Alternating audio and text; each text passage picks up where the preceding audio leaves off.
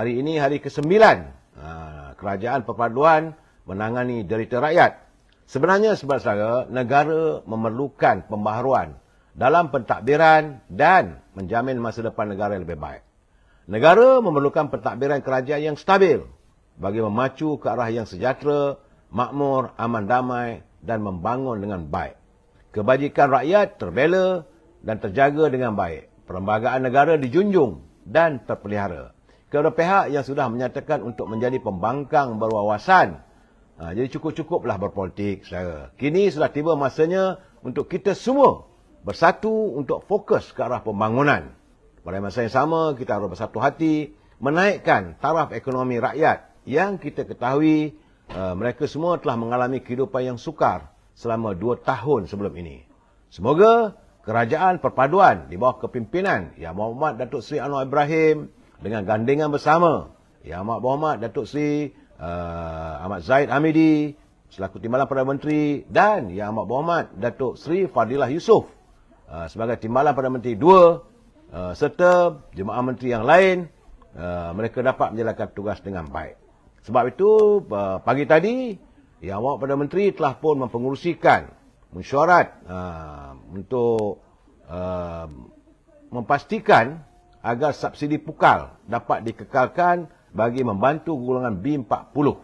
Dan ini keadaan menurut Perdana Menteri, Jabatan Kerajaan telah pun dikerah dan diarah menyediakan, merangka serta membangunkan wahana ataupun saluran yang berpersesuaian bagi melaksanakan subsidi bersasar dengan mengambil kira kepentingan pengguna dan industri serta memastikan kelancaran dan kebersanan pelaksanaan kebijakan. Itu dasar, saudara. Jadi artinya tadi Yang Berhormat Perdana Menteri telah pun mesyuarat dengan menteri-menteri yang terbaik, yang terbabit, saudara, dalam mesyuarat Majlis Tindakan Sara Hidup yang pengusikan oleh beliau pagi tadi. Sebanyak 3 kertas kerja telah dibentangkan yang mengupas isu tentang cabaran strategi secara bersama oleh Kementerian Perdagangan Dalam Negeri dan Haiwan Kos Sara Hidup, kemudian Kementerian Sumber Asli, Alam Sekitar dan Perubahan Iklim, serta Kementerian Perdagangan dan Komoditi bagi tujuan mendapatkan pandangan awal daripada pemegang taruh berkaitan terutamanya untuk peserta industri serta pertubuhan bukan kerajaan yang mewakili hak pengguna. Jadi artinya, saudara, pagi tadi Yang Berhormat Perdana Menteri telah pun memanggil, mengadakan mesyuarat, mau merangka gerak kerja. Saya menyangkakan mungkinlah awal minggu depan, mulai Isnin, kaki tangan kerajaan akan menggerakkan apa-apa sahaja yang telah pun ditetapkan. Anggota bomba semua tak ada cuti kerana menangani banjir dan saya belum lagi ada perincian bagaimana kerajaan mahu menangani derita rakyat ini. Sebab itu, susulan daripada itu, Yang Amat Berhormat Datuk Seri Zahid Hamidi menyatakan bahawa tindakan drastik dan radikal perlu dilakukan segera jika tidak mahu kawasan luar bandar terus ketinggalan. Beliau selaku Menteri Pembangunan Luar Bandar dan Pembangunan Desa serta Kementerian Wilayah, beliau menekankan satu pelan tindakan yang bercorak radikal, bersungguh-sungguh, tak boleh lagi nak pandang ke belakang, ketepikan soal red tape, ketepikan soal memilih kasih dan sebagainya. Pembangunan luar bandar di Malaysia bukan bertujuan untuk membandarkan wilayah ataupun kawasan luar bandar, tetapi pembangunan itu adalah untuk menyantuni ekonomi rakyat di kawasan. Jadi juga untuk memastikan bahawa pendapatan rakyat di luar bandar itu dapat diseimbangkan. Derita yang selama ini yang dialami oleh rakyat pasti akan ditangani oleh kementerian beliau dan saya begitu yakin kerana fokus utama kementeriannya adalah untuk menangani isu kesenjangan penerokaan potensi ekonomi serta peningkatan taraf hidup luar bandar. Itu merupakan fokus utama kementerian beliau yang akan dilakukan secara serta-merta. Ini beliau mengingatkan kepada kaki tangan kerajaan di bawah kementerian beliau supaya bersedialah untuk menggerakkan secara radikal. Radikal sebenarnya bukan main-main lah, berterusan dan secara serius. Beliau akan memantau dari masa ke semasa. Kenapa saya cakap saya begitu, Saudara Hamzah Hussein? Tak baik, saudara. Terpulanglah di TikTok. Saudara nak kata saya pun katalah. Saudara kata saya mulut busuk, apa yang saya katakan? Saudara ni mungkin daripada parti yang lain yang tak seangkatan dengan saya. Tak apalah. Saya kadang-kadang bila tengok tulisan begitu, tiba-tiba menuduh saya mulut busuk, apa yang saya katakan?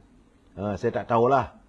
Saya ingat eloklah cari orang lain yang halaman lain, boleh buka halaman Dr. Lokman Adam. Waktu itu barulah saya tengok siapa sebenarnya. Banyak lagi pelayar-pelayar dalam internet. Kalau saudara marah, itu terpulang pada anda. Sebab itu saya katakan kita mesti bersetuju untuk tidak bersetuju. Terima kasih Saudara Imam Masa, Imam Amal Yasir, Saudara Syarudin Tukiman, Saudara Hashim Tepan, MF Hairi, Zainuddin.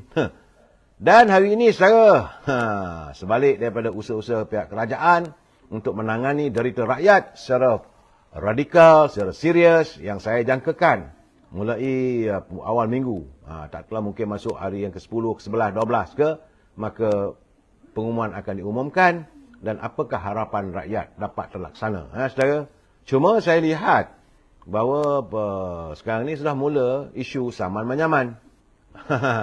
Hari ini, Yang Amat Berhormat Perdana Menteri Datuk Seri Anwar Ibrahim memfailkan saman terhadap Menteri Besar Kedah Datuk Seri Muhammad Sanusi Makno berhubung ucapan beliau yang berbau fitnah dalam satu kempen ceramah jelajah PN Best Tambun.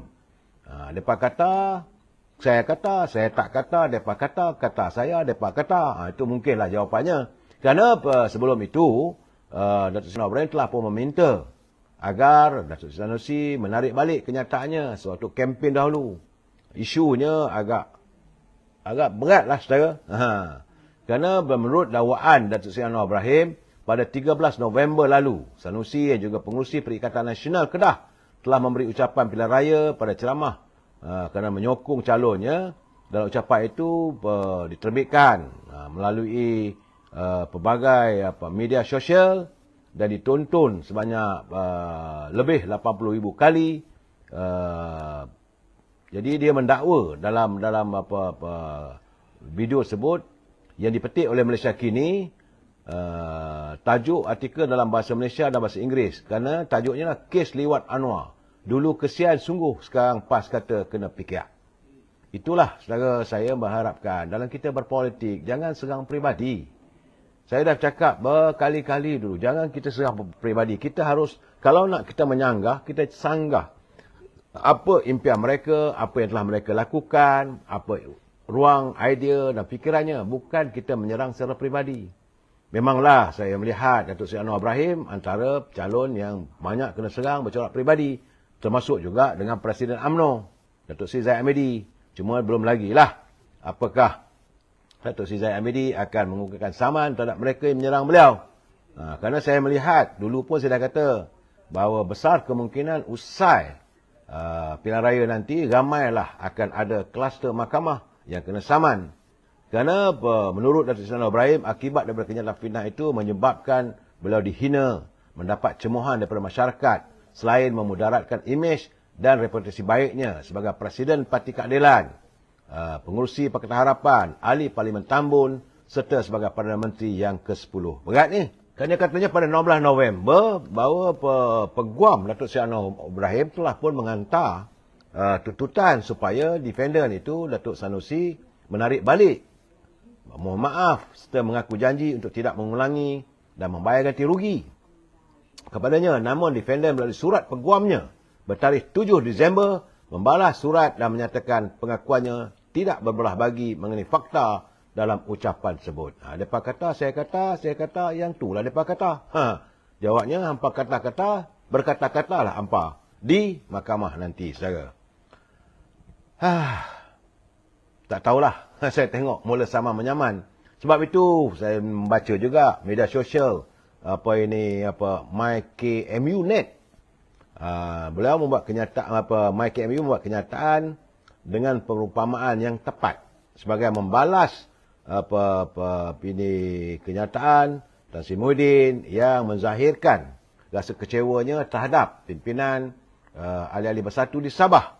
Jadi kata MyKMU, perumpamaan yang tepat untuk Presiden Parti Bersatu Sabah, untuk pemimpin Pribumi Bersatu Malaysia Tan Sri Muhyiddin Yassin adalah mereka ini adalah bagai melepas anjing yang tersepit. Ini kenapa? Ini disebabkan beliau satu ketika dahulu disokong oleh UMNO untuk menjadi Perdana Menteri. Langsung tidak mengenang jasa, malahan melalui scheme optingnya apa semua, dah jadi Perdana Menteri. Dia berhasrat pula untuk membenamkan UMNO. Itu keadaan saudara. Sebab itu bagaimanapun, menurut mantan Menteri di Jabatan Perdana Menteri Hal Ehwal Undang-Undang, Datuk Seri Dr. Wan Junaidi, tindakan 4 ahli parlimen daripada Gabungan Rakyat Sabah tidak melanggar Akta Anti Lompat Parti. Walaupun semalam beliau mengatakan boleh dibawa ke mahkamah, boleh dibatalkan. Tapi 4 ahli gabungan JRS itu, kerana mereka telah pun meletak jawatan daripada Parti Pribumi Bersatu pada awal bulan Oktober, iaitu sebelum pilihan raya umum yang ke-16. Jadi menurut Datuk Seri Dr. Wan Junaidi Jaafar, semua itu mereka tidak terkesan dengan anti lompat parti. Jadi menurut Datuk Wan Junaidi, saya ingin buat penjelasan mengenai 4 ahli parlimen JRS yang tidak perlu mengosongkan kerusi mereka.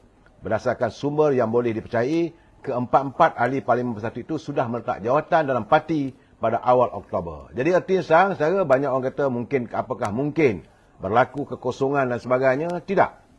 Itu menurut kenyataan Datuk Seri Dr. Wan Junaidi. Sebab beliau adalah orang yang terlibat bersama dengan Datuk Seri Dr. Azalina Osman merangka Akta Anti Lompat di Parlimen, saudara. Namun itu, saudara, cuma saya semalam saya mengatakan bagaimana kenyataan Presiden UMNO, Datuk Seri Zahid Hamidi. Beliau membayangkan apabila ditanya oleh wartawan apa semua, dia kata seseorang telah menyelamatkan UMNO daripada diharamkan. Itu pendedahan Presiden UMNO. Saya cuba cari bahan-bahan tu apa cerita sebenarnya. Memanglah sebelum itu, sepanjang musim sebelum pilihan raya dulu, waktu Kerajaan Perikatan Nasional, saya pernah bertemu dengan Datuk Seri Anwar Ibrahim di Parlimen. Beliau mengingatkan saya, dia kata, hang jangan ingat Kamal, satu waktu nanti Parti Ampar berkena haram. Dia kata, aku tak setuju. Saya berbual pula dengan Datuk Abdullah Sani, mantan ahli parlimen KAPA. Menurut Datuk Seri Abdullah Sani, dia kata memang betul bahawa kertas untuk mengharamkan UMNO berada di atas meja Menteri Dalam Negeri waktu itu Tan Sri Muhyiddin. Jadi Datuk Seri Anwar Ibrahim, sebab Datuk Seri Zahid tidak menyatakan siapa orangnya. Dan ini mengingatkan saya bahawa Datuk Seri Abdullah Sani memberitahu saya bahawa Datuk Seri Anwar Ibrahim telah bingkas menentang usaha tersebut. Waktu itu beliau tidak punya jawatan. Isterinya adalah sebagai timbalan Perdana Menteri. Beliau tidak mahu melihat UMNO diharamkan. Alasannya kerana dia kata parti politik yang dianggotai oleh mak bapak saya, takkanlah saya nak haramkan. Takkanlah saya nak biarkan perkara itu berlaku. Itu waktu sebelum pilihan raya dulu. Dan apabila Datuk Seri Zahid Hamidi semalam mendedahkan terdapat cubaan untuk membatalkan pendaftaran UMNO, rupanya berlaku juga di era Perdana Menterinya, iaitu Datuk Seri Ismail Sabri. Kerana perkara itu telah dimaklumkan kepada beliau oleh Menteri Dalam Negeri yang baru, iaitu Datuk Seri Saifuddin Nasution. Menurut Datuk Seri Saifuddin Nasution, terdapat sepucuk surat. Jadi dah masuk pejabat Menteri Dalam Negeri, dia tengok terdapat sepucuk surat di atas meja Menteri Dalam Negeri yang mengarahkan supaya pendaftaran UMNO dibatalkan. Saya rasa ini waktu persoalan bagaimana kita parti UMNO mau mengenjak tarikh pemilihan parti dan sebagainya. Mungkin waktu itu. Jadi sekiranya surat tersebut masih ada di atas meja Menteri Dalam Negeri, maka sudah tentu ianya dikeluarkan di era pentadbiran Datuk Seri Ismail Sabri. Tidak mungkin ianya adalah surat yang dikeluarkan oleh pentadbiran sebelum beliau. Dan dibiarkan begitu saja. Maka sekarang ini timbul persoalan. Dari siapakah datangnya arahan itu?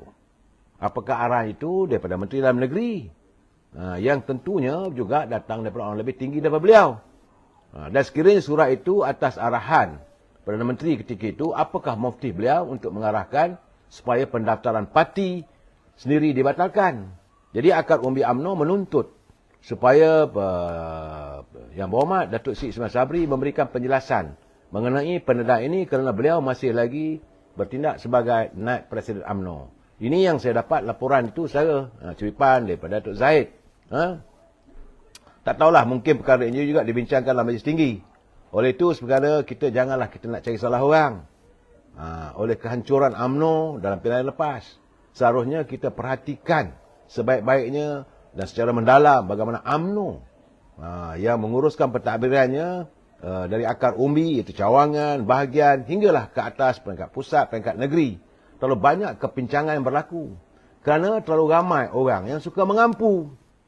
Terlalu ramai orang yang tidak mahu memandang serius tentang untung nasib parti UMNO. Sebab itu kita harus mengingatkan mereka supaya berubahlah. Jadi kita tak mahu lagi lah mendengar laungan nama UMNO di masa mendatang. Hilang.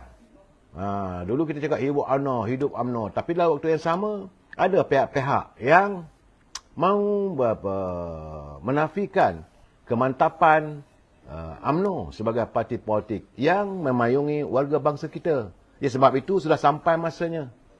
Saya melihat dan saya harap agar Presiden Parti, beliau menyatakan demikian, bahawa dia kata beliau diberitahu oleh Datuk Saifuddin Nasution. Kalau ini benar, memanglah bila dah terdedah semua tu macam-macam berlaku, saudara. Dan saya rasa perlu diperbaiki di peringkat cawangan. Daripada cawangan, bawa ke bahagian, bawa kepada perhubungan negeri, sampailah ke Majlis Tinggi UMNO. Soal nak memilih siapa nak tanding dan sebagainya, kita tak ambil kisahlah. Saudara, kita merasakan bahawa sudah sampai masanya bahawa kita harus tegas. Semalam saya dah bagi tahu agar ini pimpinan utama, Presiden, Timbalan Presiden, Naib Presiden, Ahli Majlis Tinggi UMNO tegas mengambil tindakan terhadap musang-musang yang berbulu ayam, parasit-parasit dalam rumah UMNO.